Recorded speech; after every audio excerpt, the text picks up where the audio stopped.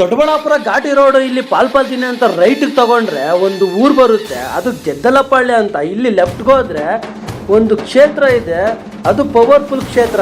ಇಲ್ಲಿ ದುರ್ಗಮ್ಮ, ದಂಡಿಮಾರಮ್ಮ, ಭದ್ರಕಾಳಮ್ಮ, ಮುನೇಶ್ವರ, ಆಂಜನೇಯ ಸ್ವಾಮಿ, ಯಲ್ಲಮ್ಮ ದೇವ್ರನ್ನ ಪ್ರತಿಷ್ಠಾಪನೆ ಮಾಡಿದ್ದಾರೆ. ಹಾಗೆ ನಾಗದೇವತೆ ದೇವ್ರನ್ನು ಕೂಡ ಪ್ರತಿಷ್ಠಾಪನೆ ಮಾಡಿದ್ದಾರೆ. ಈ ಒಂದು ಕ್ಷೇತ್ರದಲ್ಲಿ ಇಷ್ಟು ದೇವರುಗಳು ಇಲ್ಲಿ ಮಾತ್ರ ಇರೋದು. ಈ ಒಂದು ಜಾಗಕ್ಕೆ ಬಂದೋಗಿ ನಂಬಿಕೆಯಿಂದ ಈ ಜಾಗಕ್ಕೆ ಬಂದೋಗಿದ ತಕ್ಷಣ ನಿಮ್ಗೆ ಅನ್ಸುತ್ತೆ ಈ ಜಾಗಕ್ಕೆ ಮತ್ತೆ ಮತ್ತೆ ಬರ್ಬೇಕು ಅನ್ಸುತ್ತೆ. ಅಮ್ಮನವರನ್ನ ಪ್ರೀತಿಯಿಂದ ನೋಡಿ, ತನ್ನ ಮಕ್ಕಳಂತೆ ಅಮ್ಮನವರು ನಿಮ್ಮನ್ನ ಕಾಪಾಡ್ತಾರೆ. ಇಲ್ಲಿ ಲಕ್ಷ್ಮೀದೇವಿ ಅಮ್ಮನವರು ಇದ್ದಾರೆ, ಇವರೇ ಈ ದೇವಸ್ಥಾನಕ್ಕೆ ಅಧ್ಯಕ್ಷರು. ಇಲ್ಲಿ ಎಲ್ಲಾರನ್ನೂ ತನ್ನ ಮಕ್ಕಳಂತೆ ನೋಡ್ತಾರೆ. ಈ ದೇವಸ್ಥಾನದ ತಾಯಿ ಅಂತಾನೆ ಹೇಳ್ಬೋದು ಇವ್ರನ್ನ. ಲಕ್ಷ್ಮೀದೇವಿ ಅಮ್ಮನವರ ಕನಸಿನಲ್ಲಿ ಬಂದು ಎಲ್ಲಮ್ಮ ನನ್ನನ್ನು ಪ್ರತಿಷ್ಠಾಪನೆ ಮಾಡಿ ಅಂತ ಎಂದು ಹೇಳಿದ್ದಾರೆ. ಅವತ್ತಿನಿಂದ ಇವತ್ತಿನವರೆಗೂ ಈ ಕ್ಷೇತ್ರ ತುಂಬಾನೇ ಬೆಳೆದಿದೆ.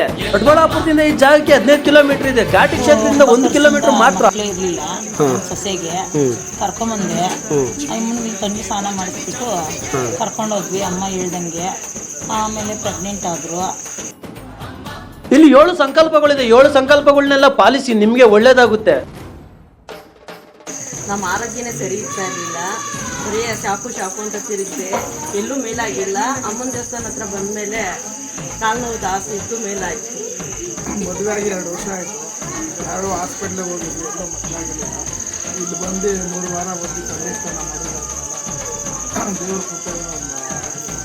ಸ್ಟಾರ್ಟಿಂಗ್ ಈ ವಿಡಿಯೋದಲ್ಲಿ ಹೇಳಿದ್ದೀನಿ ಈ ಜಾಗಕ್ಕೆ ಹೆಂಗ್ ಬರಬೇಕು, ಈ ಕ್ಷೇತ್ರಕ್ಕೆ ಹೆಂಗ್ ಬರಬೇಕು ಅಂತ. ವಿಡಿಯೋ ಪೂರ್ತಿಯಾಗಿ ನೋಡಿ.